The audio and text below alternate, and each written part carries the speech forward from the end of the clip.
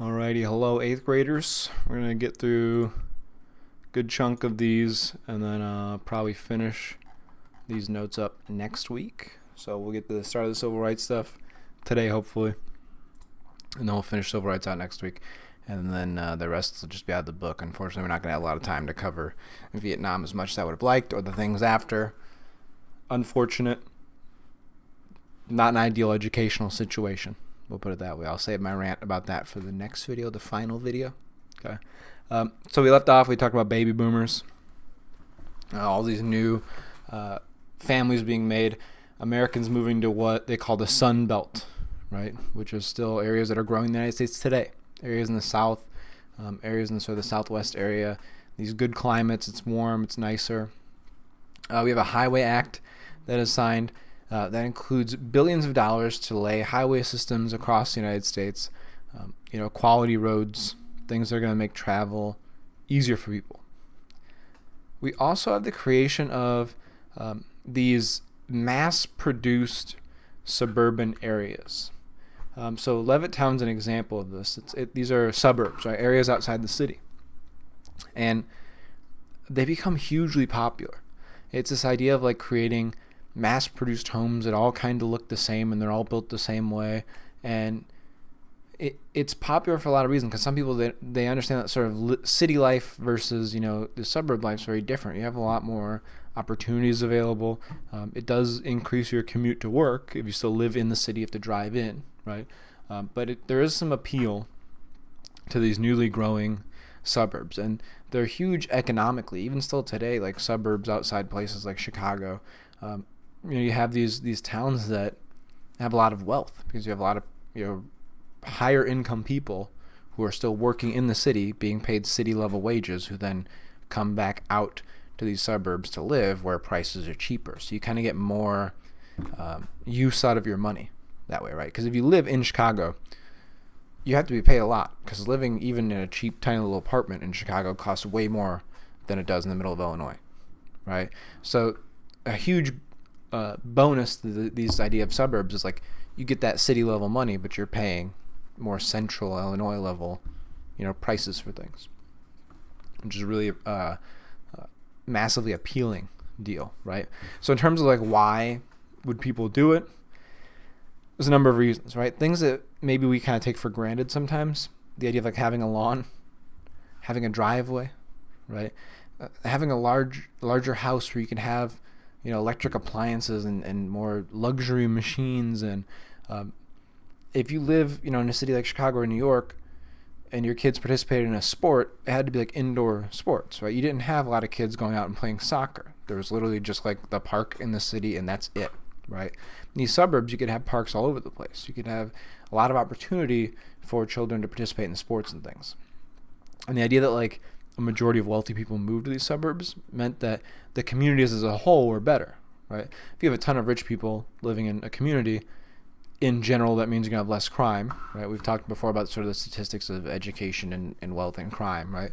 But also, like, in terms of taxes, that city is going to be better taken care of. If you have more rich people living there, you have more money towards, repairing roads and, paying for police and providing better schooling, stuff like that. So you have some of the best, schools and parks and, cities being created out of these suburbs. And that, to a lot of people, was well worth the extra drive, right? Going through rush hour traffic, that idea. However, there are some cons to this. You hear about this idea like consumer culture and conformity, this idea of like, we still kind of live in a consumer culture today. Like you have to buy, the cool new things to be hip, kind of come about as a result of this mentality, right? You have to buy the newest appliances. You have to have the newest phones. You have to have, the nice shoes. Things like that become ways to define your status, right? You're not cool unless you have, the newest shoes and the newest clothing and things like that. That comes about as a result of this. Also, this idea of like conformity. There are some people who push back against the growth of suburbs, in that like they don't want to live in an area where everyone lives in like the same houses and they're almost like robots, right? Some of these wealthy communities become wealthy white communities. They begin to exclude people based on ethnicity or color of their skin, right? And the cities will get worse because they've lost that taxable income. I mean, if the rich people don't live in the cities anymore, the cities cannot collect as much taxes from them, right? That's pretty simple. The cities are very expensive. If people are still commuting there every day, they're still putting wear and tear on the roads, right? They're still, providing traffic and things the city has to deal with, yet they're not getting as much money from them anymore. So it does start to decline cities in some areas. And ideas to fix that come about with what's known as like urban renewal. This idea like people wanted to, use federal funding to fix the issues in these cities.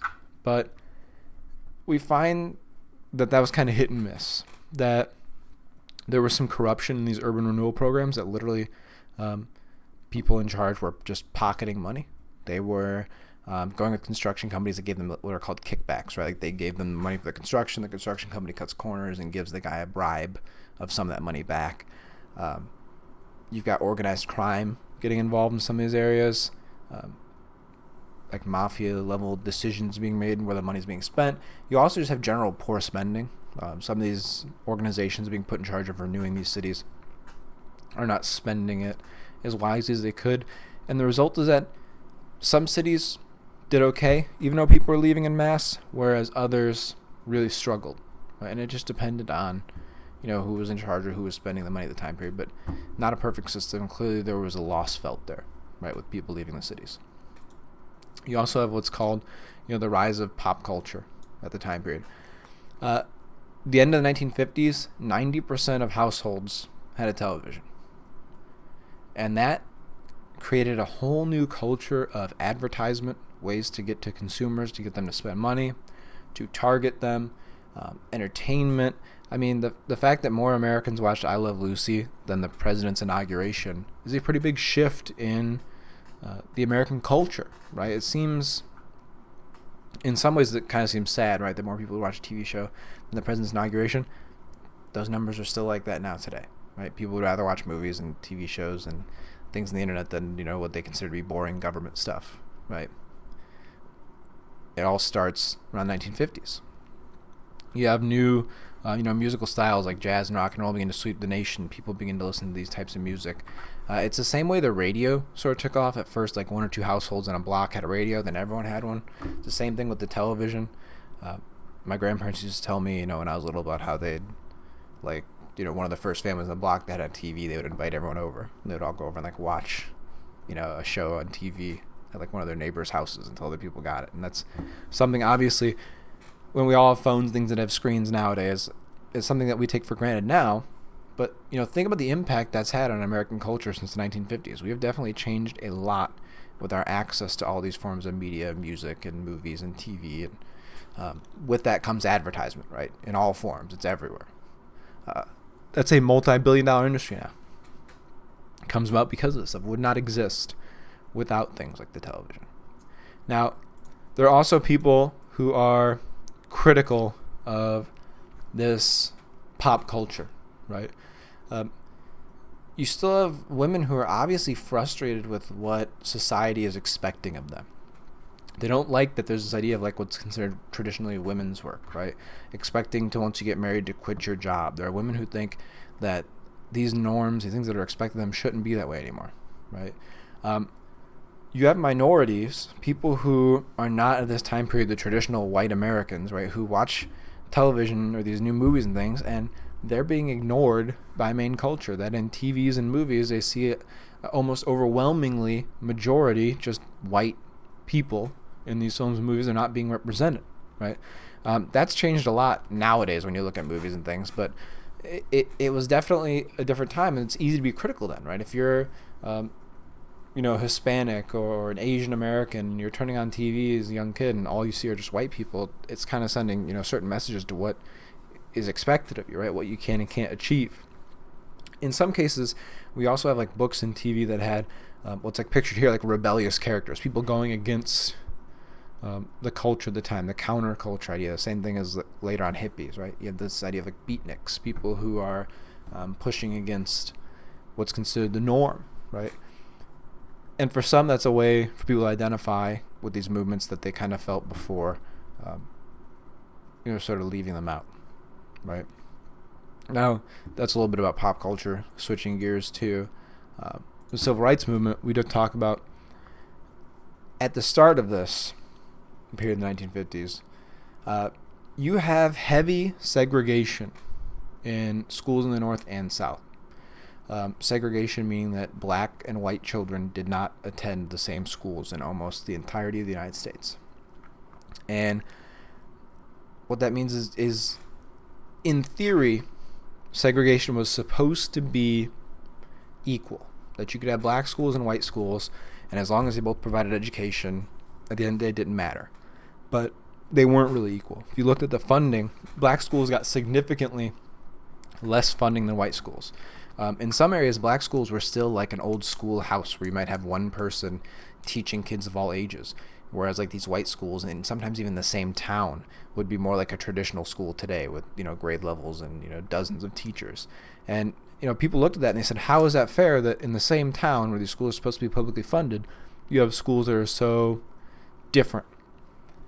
The National Association for the Advancement of Colored People, the NAACP, is going to focus heavily on attempting to, end segregation. Because remember that the Supreme Court had originally ruled that segregation was legal. Right? It was acceptable to separate white and black children into schools. You would see segregation all over the country, not just in schools. I mean, this is back when you had like white water fountains and you had what they called colored water fountains for everyone else, right? And they were not equally made water fountains. This is a time period where you're not allowed to sit, in the same place in the bus as white people. If you're black, you're expected to sit in the back of the bus, things like that. And that's where the Little Rock Nine come in. These are people. This is a situation where Brown versus Board of Education is a Supreme Court case where the NAACP argues that segregated schools are not equal. They're saying these are separate facilities, but they're not made equally. And they use a number of stories and examples here, but they talk about how there are kids who might live a mile away from a white school. There might be a black kid who lives a mile away from a white school, and he has to take a 30-minute to 40-minute bus ride across town to the black school, every day. And they argue that's not necessarily fair for these kids, and that school obviously is going to be underfunded and not a quality education. And they push for this, and eventually the Supreme Court is going to rule that segregation in schools and public facilities will be illegal, right? It takes a long time for them to sort of win this ruling. And the problem is, even after it's been decided on, it's very, very difficult to enforce. It's one thing to say don't do it. It's another thing to actually be able to, make sure that the segregation is ending. And this is where the Little Rock Nine come in. So in Little Rock, Arkansas, one of the first examples of desegregation, they're going to allow 9 black students to attend a white school. There's a very famous photograph. You can see the lady right here, like screaming in anger at this black girl going to school. By the way, fun fact, these two become friends later in life. The woman who's famous for screaming at a black school student end up coming around. But it is a really horrific series of events. I almost assigned instead of the Montgomery bus boycott a reading for this, but there's a lot of language in it that's not good kind of language. So I think you can imagine dealing with some racism. There's a lot of words being said. One of these girls who openly talks about how kids would follow her from class to class and call her the N-word, right? Responds by calling a girl white trash and gets suspended for it. So it was okay for the white kids to call them, the N-word. They say white trash. She gets suspended from it. Some of these kids don't even want to come to school. It's real scary for them. They have to be escorted to class by federal troops, right? The National Guard has to come in to get these kids into the school building. White students are going to follow them from class to class and verbally harass and abuse them, all in the name of progress, right? These are the first to some of the first to be going against this. They're starting what's called desegregation, right? And a lot of the people in Arkansas, Little Rock, Arkansas, were not happy about it. 8 of the 9 continue to attend the school. One does drop out, and pretty brave thing. I mean, they're literally risking their lives to go to school, but it's paving the way for other kids to be able to go to these schools, right? So a hugely famous sort of moment in the civil rights movement, and it's worth at least thinking about how difficult it would be. I would say for most kids, going to school is not the most exciting thing in your life to begin with, right? But you can imagine going to school on top of sort of the problems that they would have to face, the fact you have to be escorted to class by, armed forces. That's definitely a different experience than I think most of us have had. Anywho, we're going to stop there. We'll wrap up the rest next week. Make sure that you get all your work in. Thank you for watching.